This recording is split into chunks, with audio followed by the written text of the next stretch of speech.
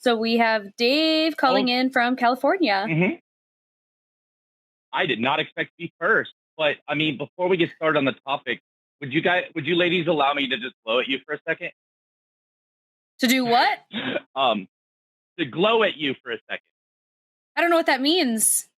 Sure. Oh, I'm afraid. Sorry.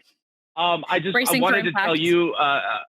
Well, I wanted to start by saying thank you for having me back on. And Alyssa, when we disconnected last time, I didn't hear what you said right as I was disconnecting. But then I went back and listened to the call again, and I heard you say, "Oh, I love his laugh," and I had a smile on my face for 2 days. And so, thank you for just that. That just made me feel so good when I went back and listened to the call. It warmed my heart. That's part of what I meant by glowing at you. That's so nice. I'm so glad. And then to Arden, I wanted to say, seeing you the last few days working with Jovan Bradley has been the peanut butter to my chocolate in parasocial world. It's been fantastic. I love it. So that I just wanted to glow at the both of you. And also I wanted to get Arden your email address because you guys were talking about getting stoned earlier. And last night I got really, really baked and I was listening to Billy Joel and I wrote a satirical essay about gender identity based on She's Always a Woman. And please, and you can wait. Send it to me, Dave. Send it to me. Yeah, it's okay. Yeah, Alyssa.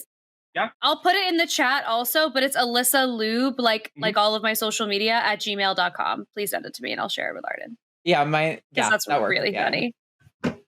All right, I will send it after the call because it was just like the perfect storm of creativity and weed and things that I give a shit about. So I love it. Love it. Amazing. All right, and then you were all afraid about the topic, right? I was a little nervous, but and also open because I think there is space for this conversation. But do you want to explain what your topic is because no one has seen it yet? Sure. So my topic was that I think that toxic femininity needs to be addressed also. And I did make sure, and of course I know tone doesn't come through text, I emphasize the word also to the call screener because I'm not trying to say that it is needs to be in place of the toxic masculinity conversation. I'm saying that it should be beside it. Okay, so tell me more about the toxic femininity that you are referring to. So there are a number of behaviors and activities that I've observed, and then I've maybe not always consuming the best social media out there because rabbit hole's gonna rabbit hole, but just finding things that really resonated with my own experiences with women and things that were just really toxic in relationships and also in communication. And I feel like it spreads online as well. You guys were talking about how nobody anywhere has any consequences for how they interact on social media. And along those lines, if you want specifics, I could give you specifics, but they would be anecdotal. I will say, I don't know if you're familiar with a content creator named Lynn Watchhorn. I don't think so. No. Well, she's a relationship counselor. I don't know her credentials, to be perfectly honest, so I'm not going to be like she's an expert or anything, but she's a relationship counselor, and a lot of her content is talking to women about things that they do that are not helping relationships or conversation, communication. And I've been, well, I don't agree with everything she says. I do know that my algorithm has started throwing some incel shit my way. So I'm sure there's some cross sections there, but I don't feel like the conversation is without merit to say that there are behaviors patterns that we see that are hurting the conversation. So what I'll say is what I'll say is I think that there's a part of what you're saying that is right and that is true.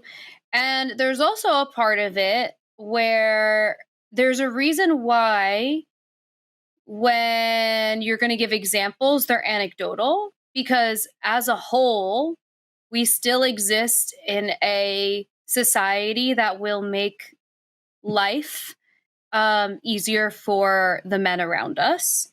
And so I think it's sometimes is a hard pill for women to swallow, that we are still meant to be nice in the face of a system that is continuously putting us at disadvantages and then telling us to be nice anyway. And so while I think that's the attitude that we are operating from, many women are operating from, in the same breath, if we're favoring progress, most of the time it's not going to happen with people being combative towards each other. So in that way, yeah, like I get it. But I'll tell you, because this whole conversation has been like very much a part of my coaching business. It's been a part of my online presence, particularly in the past like month or so. It's a lot of conversation about like the male loneliness situation. And I'm also going to just say my computer battery is draining like crazy. So if for whatever reason something happens, maybe I'll grab my mom's computer and we'll figure it out. But I'm just going to give the warning now while it's happening. Anyways, so I should have done that before. I don't know why I didn't do that. But yes, this conversation has been like a big part of my presence online and in my coaching business. And on a personal level, it's so frustrating because it feels like men are being asked to simply share the podium for the first time in like literally eternity. And it's been only a couple of years, and they literally cannot handle it and cannot hack it. And it's just like, can you for 5 fucking minutes accept that you are not, and this is me speaking like anecdotally, not as a coach, and like me as like just a woman being frustrated with the experience. It's like, can you not for 5 minutes just not be the center of attention and figure it out on your own? Like, why is it that we still have to be responsible for cleaning up the mess that you created? You created a society where women are underneath your fucking thumb. We figured out a way through community and through being activists on our own by marching in the streets for our rights and whatever else we needed to do. Boots on the ground, real work for years and years and decades, centuries to get where we are. And now we have a moment where we're experiencing equality, and now all of a sudden the world needs to stop because there's a male loneliness epidemic. And there was a conversation happening on Threads where someone said, actually, it's well documented that loneliness is being experienced by all genders. And I said, that's exactly my point. Loneliness is being experienced by everyone. But I have not heard a single person say female loneliness epidemic. It's only the male loneliness epidemic that we're treating as an epidemic. And it just makes me feel fucking insane. You know, so like I see both sides of the coin, because at the end of the day, it's like, if we want progress, yeah, like we have to like be kind of nice to each other. But it's also kind of like, why do we have to do that to favor your progress again? Again, we've been favoring your progress this whole time. Figure it out. I hear you. Yeah. Yeah, it feels a little bit like the model minority problem, where it's like, in order to have the conversation to advance equality for all of us, like women and queer people and people of color have to be like almost flawless in every element of our life when we're like kind of lodging forward these things. But like to the extent that, like, I don't know, like toxic behavior is bad no matter who it's coming from. Like, sure, I'm sure there are some things you could come up with that are worth addressing. But I do wonder how much of like like when we're talking about toxic masculinity, right? Like we're talking about kind of a specific phenomenon that's been studied. Like this would be great if Roxanne Feelig were here because she studies like gender-based violence. That's her whole thing.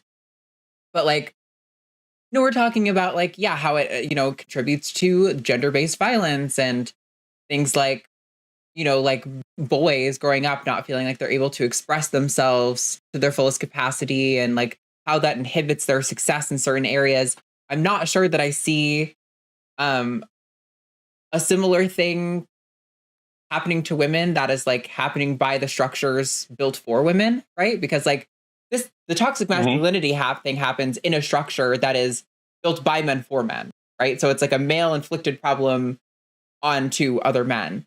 But like there's no real example of like a structure that I'm seeing built by women for women that is inflicting this kind of thing. But maybe I'm wrong. Like if you have an example, I definitely would love to hear it. Or if you have like maybe some like categories of things, like I'm having a hard time grappling on to like what exactly you're talking about. Sure. And like I said, I didn't, I was hesitant to give examples because, anecdotal evidence, the plural of anecdote is not evidence, right? So I didn't want to give those as these are examples of everything, but I could give examples of behaviors that I am talking about, right? Mm-hmm. Yeah, no, I am curious. I would kind of like to see how that relates to like what we're talking about when we talk about toxic masculinity. So, yeah. Right. So, again, it's anecdotal. So this is something that happened to me recently on a social media interaction. I responded to a post that was there were women who thought I had a bad take, and I was like, okay, I understand I had a bad take. I understand I made some assumptions when I came into the conversation, and I apologize for that. I do think that there's a more nuanced conversation to be had here, and I swear to the Jesus I don't believe in, that is a verbatim response. I'm not trying to couch anything word for word.